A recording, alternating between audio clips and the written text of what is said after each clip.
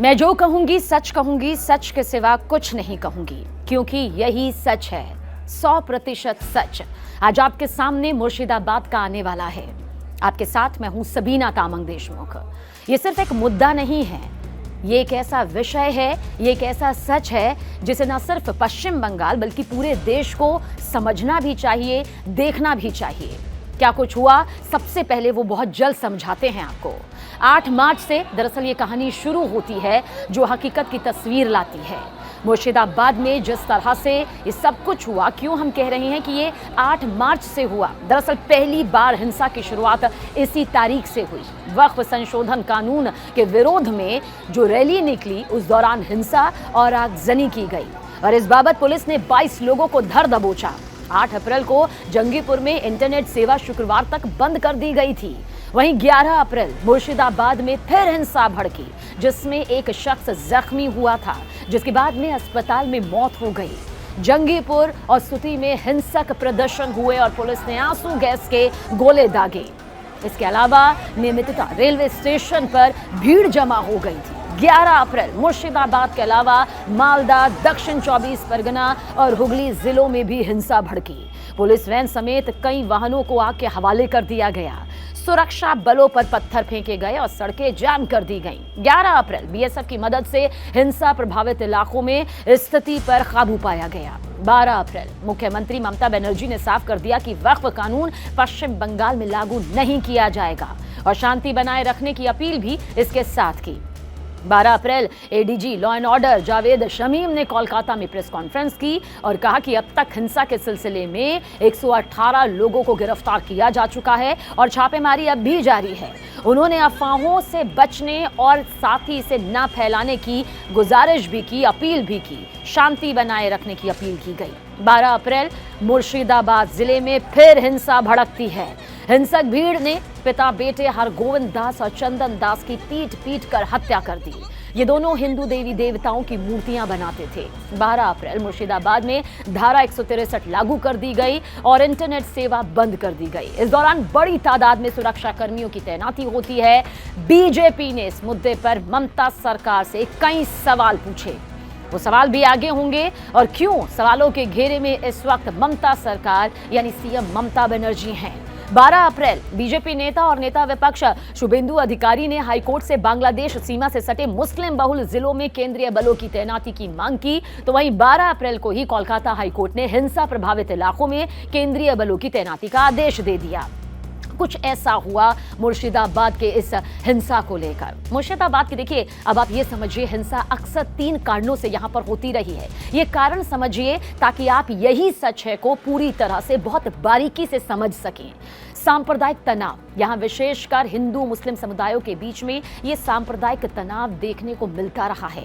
राजनीतिक संघर्ष, तृणमूल कांग्रेस, सीपीएम कांग्रेस और बीजेपी के कार्यकर्ताओं के बीच वक्त पर ये तनाव सामने आता रहा है सियासी लहजे से। धार्मिक आयोजनों पर जो हमला हुआ, जो जिस तरह से धार्मिक मुद्दों को यहाँ पर उठाया जाता रहा और वक्फ कानून को लेकर, तो ये बहुत ही हिंसात्मक तस्वीर सामने आई, जिसने हर किसी को ना सिर्फ झकझोर कर रख दिया बल्कि सियासी समीकरणों पर भी सवाल उठा दिए।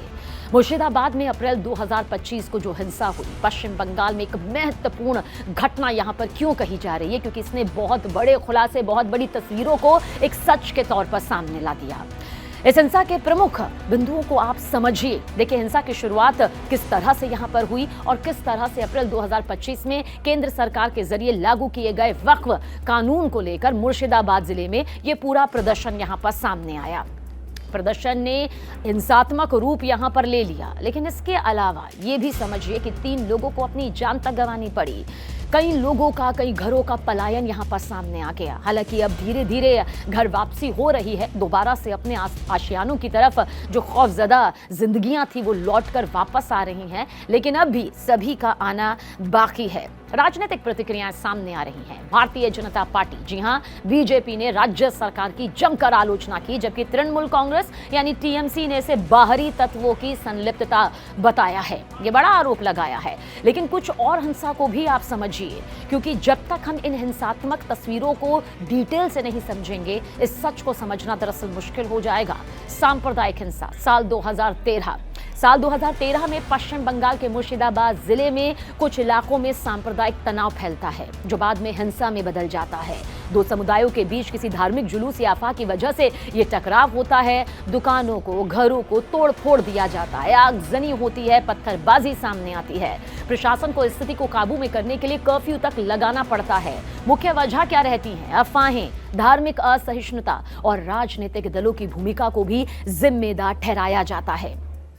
ममता बनर्जी के कार्यकाल यानी कि 2011 से अब तक के आंकड़ों पर नजर डालें तो पश्चिम बंगाल में हुए धार्मिक दंगों से जुड़ी ये 10 प्रमुख घटनाएं तस्वीरें सामने आती हैं। 2013 काको द्वीप दंगा, दक्षिण 24 परगना जिला, हिंदू और मुस्लिम समुदायों के बीच में यह झड़प। 2016 धूलागढ़ दंगा, हावड़ा जिले के धूलागढ़ में हिंदू मुस्लिम समुदाय के बीच बड़े पैमाने पर यह हिंसा होती है जिसमें कई घर आग के हवाले कर दिए जाते हैं, बड़े संपत्ति का नुकसान होता है। 2017 बसीर हाट यानी कि बदुरिया दंगा, सोशल मीडिया पोस्ट के बाद सांप्रदायिक तनाव फैलता था जिससे भारी हिंसा की तस्वीर सामने आती है। साल 2018 आसनसोल रानीगंज दंगा, रामनवमी के जुलूस के दौरान यह हिंसा हुई जिसमें एक शख्स को अपनी जान गंवानी पड़ी और कई जख्मी तक हुए। साल 2019 जलपाईगुड़ी और मुर्शिदाबाद में तनाव, लोकसभा चुनाव के दौरान सांप्रदायिक तनाव की कई घटनाएं दर्ज की जाती हैं। साल 2020 हावड़ा में धार्मिक तनाव, नागरिकता संशोधन कानून यानी कि सीएए के विरोध में धार्मिक झड़पें होती हैं।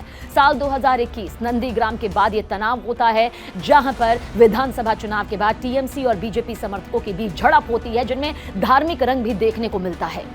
2022 हावड़ा और मुर्शिदाबाद में रामनवमी हिंसा, जुलूस के दौरान पथराव, आगजनी की घटनाएं सामने आती हैं। तो साल 2023 हावड़ा शिवपुर हिंसा, फिर रामनवमी के मौके पर दंगा भड़कता है जिसमें कई गाड़ियां आग के हवाले कर दी जाती हैं। साल 2024 बांकुरा और मुर्शिदाबाद में तनाव, छोटी झड़प के रूप में धार्मिक विवाद सामने आते हैं। पश्चिम बंगाल की सीएम ममता बनर्जी भले ही भारतीय जनता पार्टी और राष्ट्रीय स्वयंसेवक संघ यानी कि आरएसएस पर राज्यों में सांप्रदायिक हिंसा भड़काने के कई आरोप लगा चुकी हैं, उनके जरिए किए गए कुछ आरोप ऐसे भी सामने आते हैं कि धार्मिक स्थलों पर मांस फेंकने का आरोप वो लगाती हैं जो कि मार्च 2018 में देती हैं ममता बनर्जी। वो कहती हैं कि बीजेपी और आरएसएस ही ऐसा करती है ताकि धार्मिक स्थलों पर इस तरह से राजनीतिक रंजिश यहां पर सामने आए।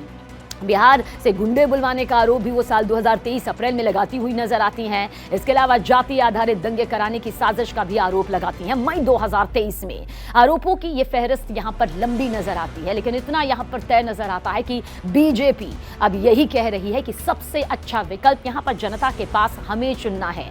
यानी कि जब एक बार फिर से मौका मिले पश्चिम बंगाल की जनता को यह तय करने का कि आखिर कौन प्रदेश की सत्ता संभालेगा, तो दंगों को रोकने के लिए, राजनीतिक रंजिशों को हिंसा में तब्दील होने से बचाने के लिए अब फैसला बड़े विकल्प के तौर पर भारतीय जनता पार्टी ही है। लेकिन सवाल यही उठता है कि आखिर जब हम इतिहास के पन्नों को पलटते हैं तो खासतौर से मुर्शिदाबाद को लेकर जिस तरह से ये बड़े दंगे सामने आते हैं, धार्मिक रंजिश, साथ ही साथ सामाजिक रंजिश, राजनीतिक रंजिश के चलते जिस तरह से जिंदगियां मौत में तब्दील होती हैं, आखिर क्या वाकई मौजूदा सरकार पूरी तरह से नाकाम है या फिर आरोप प्रत्यारोप के बीच में रंजिशों का ये दौर यूं ही हिंसात्मक लपटों में जिंदगियों को लेता रहेगा?